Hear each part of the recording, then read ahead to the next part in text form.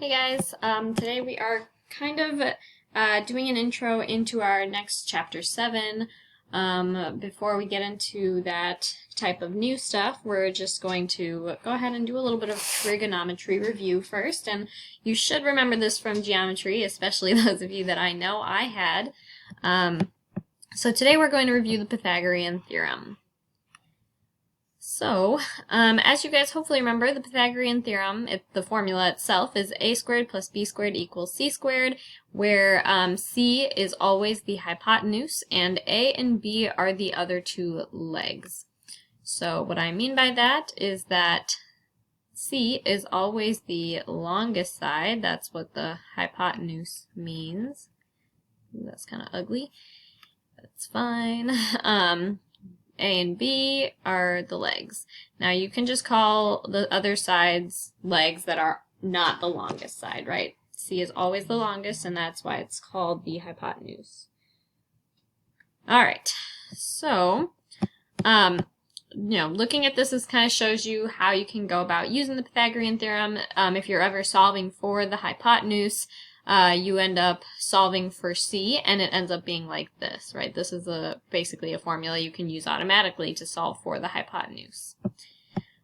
All right, so as you can see here, the Pythagorean theorem has a lot of practical applications, and it's very applicable in a lot of places, but, construction, I don't know, I can't think of anything right now, but it's super relevant. I've done it myself a handful of times in my life, so it is kind of useful. It can be. So let's go ahead and do some practice finding the missing sides of these right triangles. So the first thing you want to do, and this is how I always taught it to my kids in geometry, you want to label your sides A, B, and C. Start with labeling C. So here we can see that this is the longest side. It's the hypotenuse. My trick is always to draw an arrow straight out of the right angle, and then it lands on the hypotenuse. So this is going to be C, and that leaves us with A and B for the other two. Now it doesn't matter which one you label A or which one you do B, as long as your C is correct, because after that it doesn't matter. A and B are interchangeable. So as we know, our formula is a squared plus b squared equals c squared, and so we're just going to go ahead and replace these pieces with the pieces off the triangle. So a squared turns into 6 squared since our a is 6, b squared turns into 9 squared since our b is 9, and we still don't know c, but we'll go ahead and replace it with an x, because that's what they have there in the place of c. So x squared. So now we can go ahead and start simplifying. 6 squared is 36, 9 squared is 81, and that's equal to x squared. So now we have to go ahead and do 36 plus 81, and we get 117 when we add those two together. So now you might think you've solved for x, but you haven't finished just yet. We still have to get x completely by itself, and in order to do that, we got to get rid of this square here. So we will go ahead and take the square root of both sides to undo the squaring, and we get an answer of the square root of 117. Now this is what you would call an exact answer, because there's no rounding, there's no approximations, but the approximate answer would be the decimal version. So we're just going to go ahead and type that into our calculator.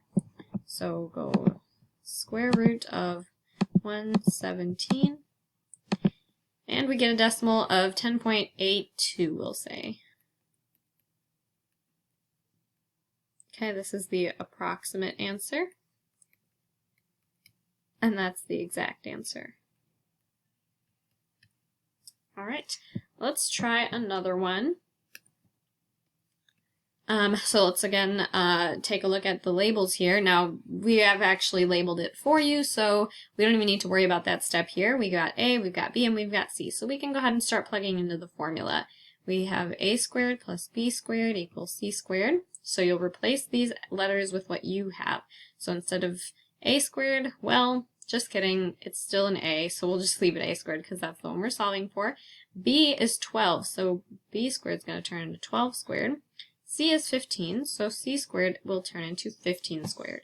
So now we can go ahead and simplify. We know that 12 squared is 144. We know that 15 squared is equal to 225. And then we realize that we need to solve for a. That's the missing piece. So let's go ahead and move things away from that a term. So that means this 144 has to go. We'll go ahead and subtract it from both sides to move it over. Oops, that's wrong. All right, 144, 144. Cancels on the left. So then we end up with whatever 225 minus 144 is. That's going to be 81. So now, just like over here, I have to take the square root of both sides to get rid of that squaring. So I get an answer of 9. Now, there isn't a need for like approximate versus exact here because this just isn't even a decimal answer. You can take the square root of 81. Okay.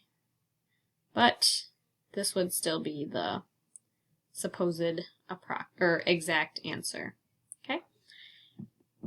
And last one here. So you would look at this and be like, oh yeah, this looks like a right triangle. However, hopefully you would notice that there's something different about this triangle versus these other two triangles, and that is that there is no right angle box. Okay, hopefully you remember from geometry that if there isn't a marking on a picture that indicates something, then you cannot make any assumptions about it. I don't care how much it looks like a right angle, unless if it has a right angle box, you cannot assume this is a right triangle. Standardized tests always get you like this. You can never assume anything about pictures or diagrams unless if the picture or diagram tells you something itself. So we cannot use Pythagorean theorem on this triangle because we don't know that it's a right triangle.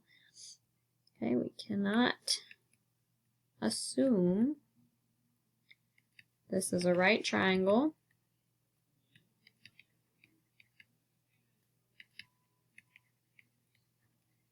All right, and because the Pythagorean theorem only applies to right triangles, we can't use it.